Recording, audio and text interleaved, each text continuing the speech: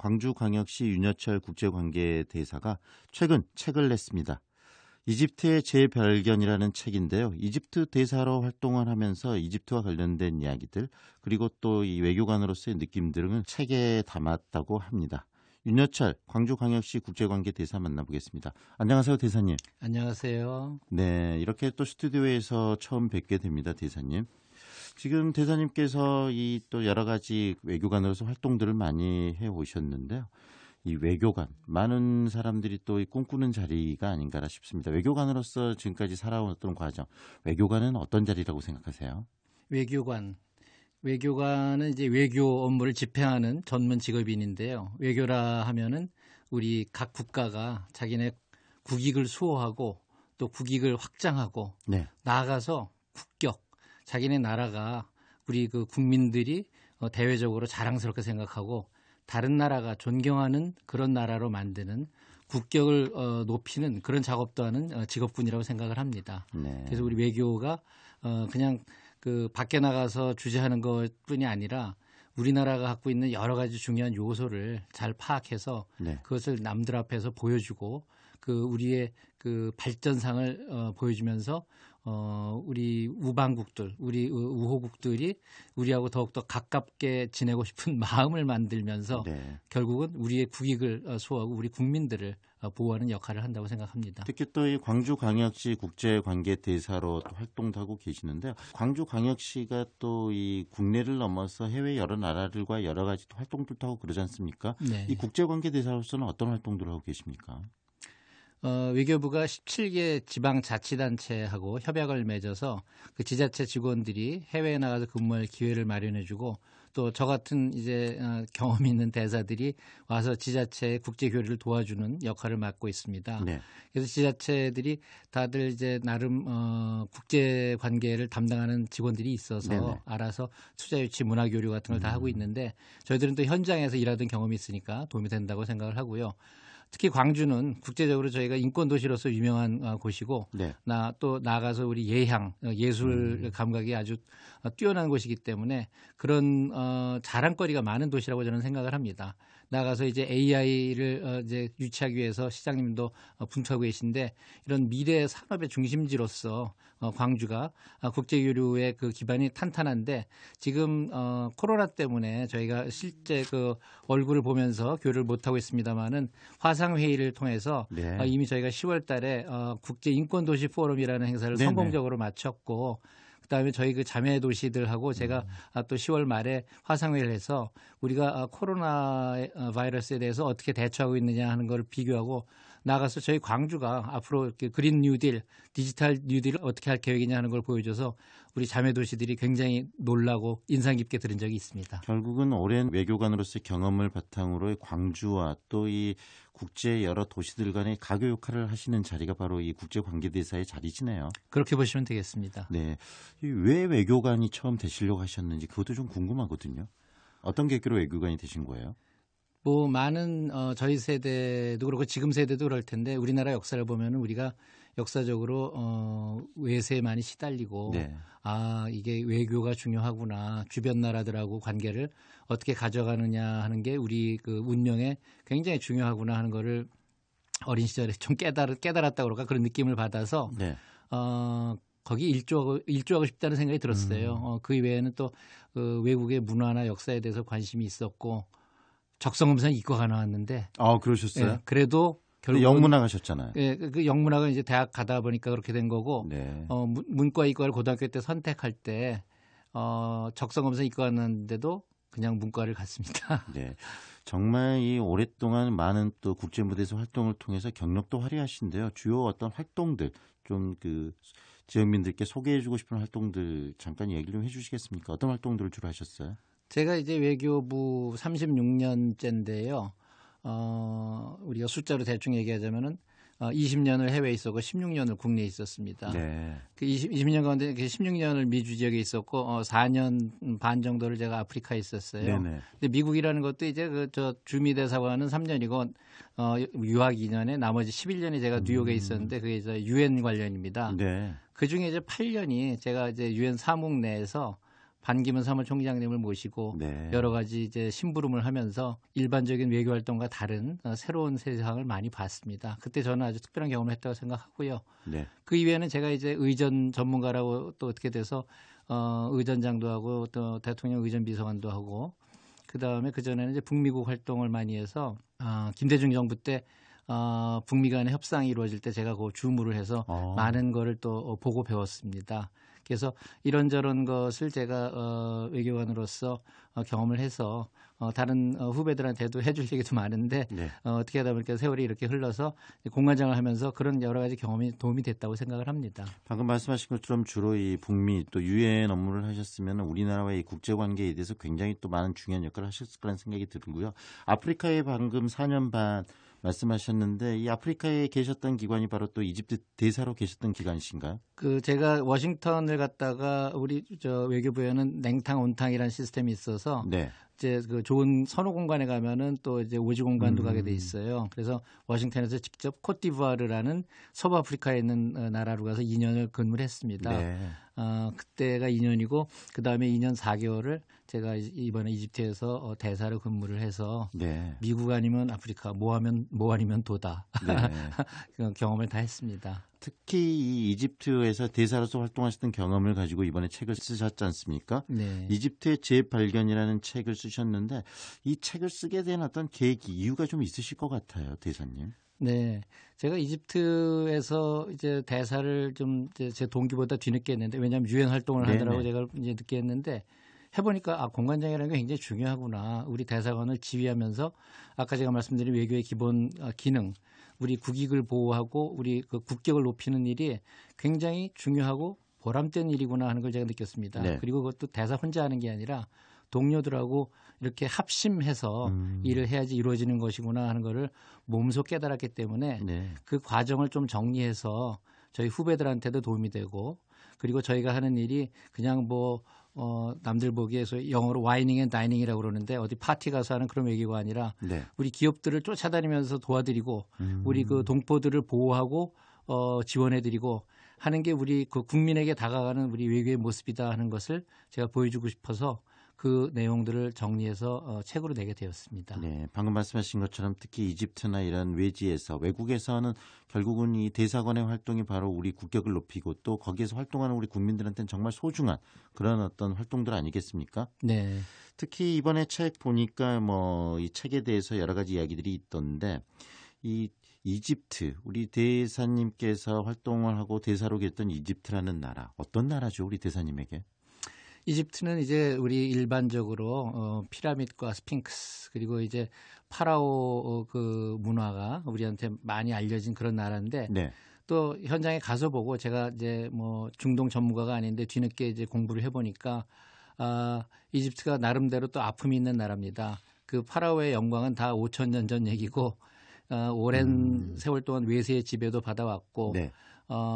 저희하고는 이제 인연이 우린 카이로 선언이라는 거를 주로 기억을 하는데 네. 카이로 선언도 장소만 카이로지 결국은 미국, 영국, 중국의 이제 그 세 거두들이 우리 한민족의 자유와 독립을 약속해준 그런 계기였죠. 네네. 근데 이제 이집트를 이제 근대사를 보면은 우리하고 유사하게 몇백 년간 옆에 있는 큰 나라의 그 속국 비슷하게 지내고 왕정이 무너지고 공화국으로 이제 20세기 후반에 태어나서 네. 이 새로운 공화국에서 어떻게 우리 국민들을 잘 살게 할까 하는 걸 고민하는 과정이 굉장히 비슷합니다. 사실은. 네. 그리고 1919년도에 우리가 3.1운동을 할 때 이집트에서도 윌슨 대통령의 민족 자결주의에 그냥 그 여러 가지 격려가 돼가지고 거기도 독립운동을 하다 많은 희생이 나고 그랬어요. 이게 평행선을 가는 역사가 굉장히 많습니다. 굉장히 또 이집트가 우리나라에서 먼 곳에 있기 때문에 지리적으로 잘 익숙하지 않고 이 고대 문명의 발상지로만 이해했지만 이 현대 역사에 있어서는 우리나라와 굉장히 유사점들이 많네요. 그렇습니다. 그리고 또 이집트도 이 독재 시절을 좀 겪어내고요. 그게 뭐 이제 아직 안 끝났다고 볼 수도 있는데 네네. 그래서 이제 현대 이집트가 마주하고 있는 이 그 과제는 국민의 그 생활을 어떻게 하면 더 향상시키느냐와 함께 네. 어떻게 사회를 통합하느냐.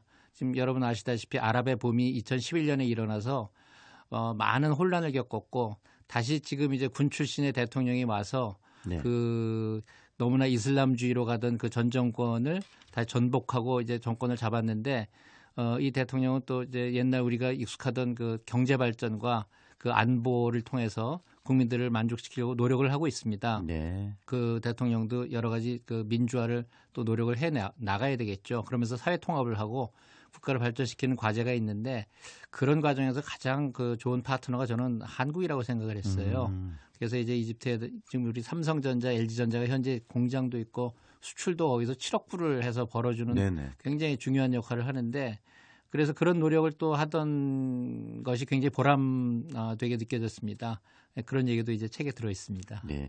이 책 이야기로 구체적으로 좀 들어갔으면 좋겠습니다. 이 이집트 대사로 계시면서 이집트에 대한 그 느낌, 그다음에 이집트에서의 활동 경험, 다양한 이야기들을 책에다 담으셨다고는 들었는데 어떤 내용을 담으셨는지, 어떤 책인지 소개 좀 해주세요. 제가 이제 뭐 이집트의 재발견이라는 제목은 뒤늦게 이제 정해진 건데 네. 그 제목을 보고 나니까 그 말이 너무나 이제 적확합니다. 왜냐하면은 제가 이집트라는 나라를 방금 말씀드린 것처럼 그 고대 문명의 나라가 아니라 우리와 아픔을 같이 하고 우리와 고민을 함께하는 나라로서 재발견을 했고 네. 또 그 과정에서 제가 이미 36년 동안 그 외교관 생활을 했지만은 이런 종합적인 그 양국 관계의 강화와 국익 확대의 노력을 하다 보니까는 아, 내가 외교관이었구나 하는 저 자신의 정체성을 재발견하는 계기가 되었어요. 네. 그래서 그런 의미에서 이제 제목이 그랬고 그 내용은 일단 이집트를 간략하게 제가 소개합니다. 그리고 이집트와 우리나라의 관계도 소개하고 또 이집트가 북한과 특별한 관계가 있었다는 얘기도 거기서 이제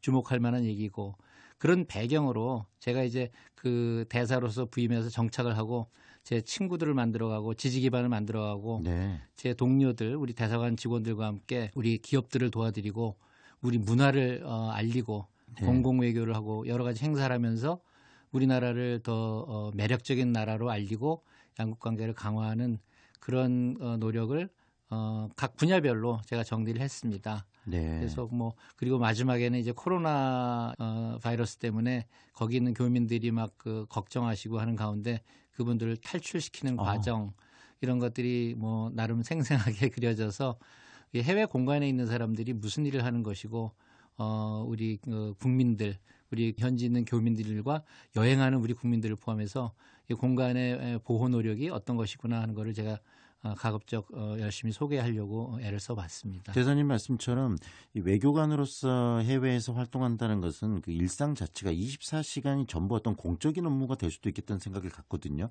네. 모든 사람들이 함께 또 어떻게 활동하는가를 보게 되는 것이고 그렇기 때문에 그래서 어떤 그런 모든 활동들이 공적인 활동과 또 개인적인 느낌 모든 것들이 다 이렇게 책 속에 교차되면서 담겨 있는 거네요. 그렇다고 보시면 되겠습니다. 네, 그리고요.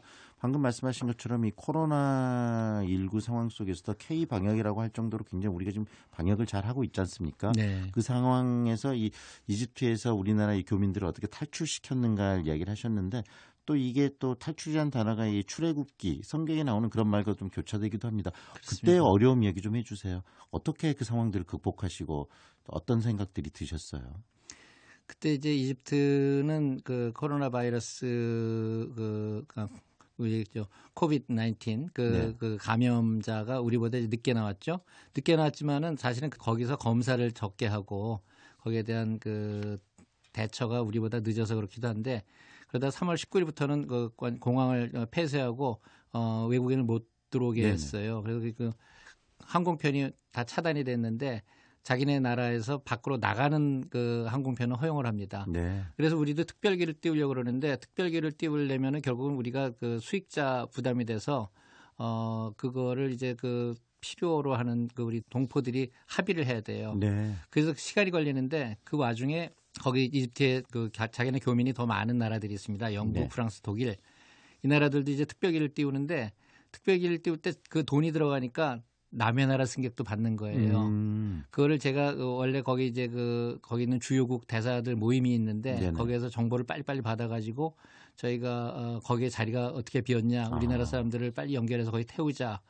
그러고 우리 영사들이 현장에 가서 직접 그 타는 것까지 다 확인하고 중간에 뭐 문제가 있으면 다 해결을 해서 우리 국민들이 편안하게 결국은 탑승하고 귀국하는 길을 다 안내를 했습니다. 그걸 여러 번에 나눠서 했거든요. 네. 그래서 그거를 출애굽 품앗인데 나라끼리 서로 도와주면서 네네.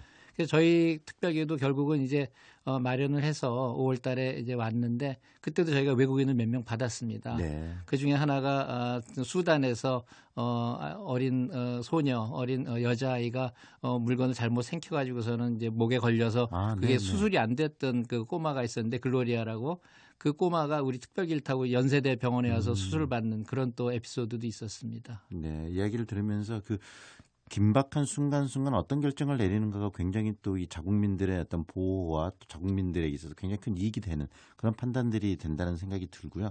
정말 따끈따끈한 이야기이고 올해 이 코로나19와 관련된 이야기까지 이 책에 담겨 있는 거네요. 그렇습니다. 제가 뭐 떠나오는 순간까지 그려서 결국은 처음에는 그냥 우리 그 직원들의 활동을 소개한다고 썼는데 어떻게 뭐 시작과 끝을 하다 보니까 제가 부임해서 네. 그다음에 떠나는 순간까지를 그려놓게 되었습니다. 굉장히 좀 그 기대가 되는 책인데요. 지금 그 출판사에 출간이 됐고 지금 서점에서 구매를 할 수가 있나요? 그렇습니다. 지난 화요일부터 지금 판매가 되고 있는 걸로 알고 있습니다. 네. 이 대사님과 이야기를 하면서 정말 우리 그 국제 무대에서 외교관 분들께서 어떤 활동을 하고 있는 것인가 정말 이 단면을 잠깐 들여다보는 느낌인데요. 우리나라 외교 정말 중요하지 않습니까? 네. 앞으로 또 외교관으로서 이 외교의 방향성에 대해서도 짧게 한 말씀 좀 곁들여 주시겠어요, 대사님? 네. 외교는 아까 말씀드린 대로 이제 국익을 확보하고 확장하고 그다음에 국격을 높이는 일인데 이게 외교관 혼자만 되는 건 아닙니다. 우선 우리 그 외교는 우리나라의 이제 국력의 그 바탕을 두고 있습니다. 그래서 우리가 그동안 경제 발전을 해오고 민주화를 해왔기 때문에 세계 어디에 내놔도 손색이 없고 저도 이집트에서 우리나라의 위상에 큰 덕을 보고 남들에게 자랑을 하면서 네. 이집트 사람들의 부러움을 사면서 외교를 했습니다.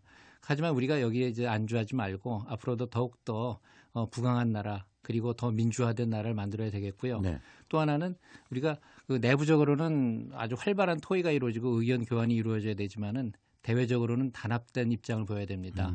우리가 대외적으로 우왕좌왕하면은 다른 나라가 우리를 볼 때 저 나라가 아직 외교를 할 줄 모르는 나라구나, 저 나라가 분열된 나라구나라고 네네. 보기가 쉽습니다. 그 다음에 이제 저희가 결국 아까 국익을 얘기했습니다만은 이런 그 국제 정세를 아주 냉정하게 분석해서 국익 위주로 결정을 해야 됩니다. 네. 그래서 우리가 다른 뭐 감정적인거나 과거에 묶인다거나 이런 것보다는 정말로 우리 그 국민들의 먹거리를 확보하고 안전을 확보하고 긴 장래에 우리의 이익을 확보하기 위한 길이 무엇인가를 냉정하게 따져서 우리가 결정을 해나가야 되고 그러기 위해서는 우리가 그 국제적으로 많은 친구를 만들어야 됩니다. 네네. 우리가 한미 동맹도 있어서 동맹으로서 안보를 확보하고 그 위에 많은 친구들을 만들어서 우리의 입장을 지지하게 만들고 우리의 입장에 귀를 기울이게 만들어야 됩니다.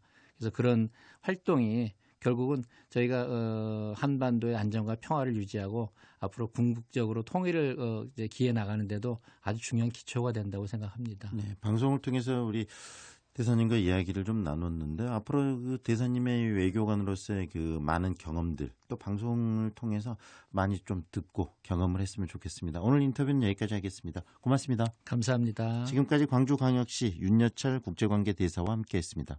광주광역시 윤여철 국제관계대사가 최근 책을 냈습니다. 이집트의 재발견이라는 책인데요. 이집트 대사로 활동을 하면서 이집트와 관련된 이야기들 그리고 또 이 외교관